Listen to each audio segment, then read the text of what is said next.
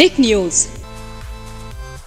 इसमें कोई शक नहीं है कि महाराष्ट्र के मुख्यमंत्री एकनाथ शिंदे ने देखा जाए तो फर्श से अर्श तक पहुंचने का एक बहुत ही बड़ा उदाहरण पेश किया।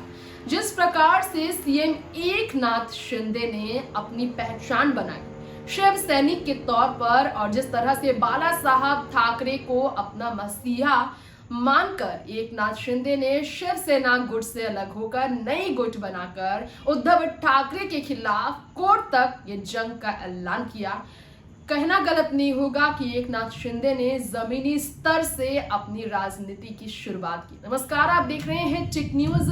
स्वागत है आप सबका दर्शकों हमारे चैनल में। इस वक्त मैं आप सबकी होस्ट श्रुति आज के इस खास कार्यक्रम में बात करने वाली हूं महाराष्ट्र की सियासत से हटकर, महाराष्ट्र की सियासत में अपना दबदबा बनाकर इस वक्त महाराष्ट्र की सबसे ताकतवर कुर्सी को अपने हाथ में लेकर राज करने वाले एकनाथ शिंदे के बारे में। एकनाथ शिंदे आपको बहुत ही सख्त मिजाज के नजर आते होंगे, चेहरे पर उनके हमेशा शिकंज नजर आता होगा, काफी ज्यादा उनका रूखा तेवर आपको दिखाई देता होगा।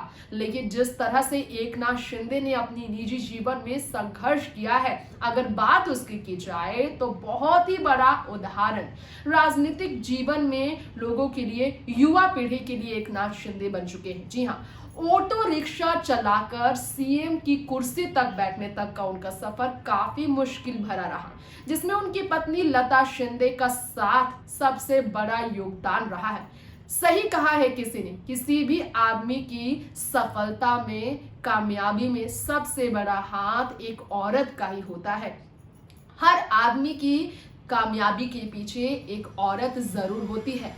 वो एक माँ, एक पत्नी, एक दोस्त, एक साथी, एक बहन, एक बेटी, कोई भी हो सकती है। लेकिन सही है ये बात, और इसका एग्जाम्पल है एकनाथ शिंदे की पत्नी लता शिंदे। जी हाँ, बिल्कुल 11वीं की पढ़ाई के बाद लता शिंदे ने अपने पति का कैसे साथ दिया था। ऑटो रिक्शा चलाकर गुजारा कर रहे थे एकनाथ शिंदे, और धीरे धीरे देखते ही देखते महाराष्ट्र में शिव सैनिक वो बन गए। बाला साहब ठाकरे को एडमायर करने वाले एकनाथ शिंदे ने शिवसेना से जुड़ने का फैसला लिया। देखते ही देखते राजनीति में वो धीरे धीरे अपनी पहचान बनाने लगे, मराठा साम्राज्य को अपनी ओर खींचने लगे। लेकिन लता शिंदे अपने पति के मुश्किल घड़ी में हर वक्त खड़ी रही। आर्थिक तंगी से जूझ रहे थे जब एकनाथ शिंदे, इस वक्त उनकी पत्नी ने शिकायत नहीं की। हर कदम से कदम उनका मिलाकर चल रही थी, काम काज वो भी करती थी, हाथ बटाती थी। घर की आर्थिक तंगी को दूर करने के लिए, फाइनेंशियली पति को सपोर्ट करने के लिए। वही पत्नी ने एकनाथ शिंदे को डिप्रेशन जैसी गंभीर बीमारी से बाहर भी निकाला है। जी हाँ, एकनाथ शिंदे को डिप्रेशन जैसी गंभीर बीमारी से ग्रसित होना पड़ा था जब उन्होंने अपने 2 नन्हे बच्चों को खो दिया था। 7 साल के और 11 साल के 2 बच्चों के निधन से वो टूट गए थे। दरअसल एक बार वो लेक के पे सफर कर रहे थे, लेक किनारे, और उनके नाव में सवार उनके 3 बच्चे थे। उसमें से 2 उनके बच्चे छोटे थे जो कि डूब गए थे। उस हादसे में एकनाथ शिंदे, उनके बड़े दूसरे बच्चे और उनकी पत्नी तो बच गए, लेकिन 2 बच्चे उन्होंने खो दिए थे। और इसके बाद वो काफी ज्यादा सदमे में आ गए थे। उनके उस सदमे से बाहर निकलने में उनकी पत्नी ही उनका सहारा बनी थी। एकनाथ शिंदे को मोटिवेट करते हुए, उनकी असली पहचान को उनसे मिलाने के लिए, उनके आईना दिखाने के लिए उनकी पत्नी ने उन्हें डिप्रेशन से निकाला। और तो और बताया जाता है कि अपनी राजनीतिक जीवन में भी पीछे हटकर, कोने में बैठकर अकेले खुद को कोसते रहते थे एकनाथ शिंदे, तब भी पत्नी ने साथ नहीं छोड़ा, और वही पत्नी आज उनकी जिंदगी में रानी बनकर राज कर रही है।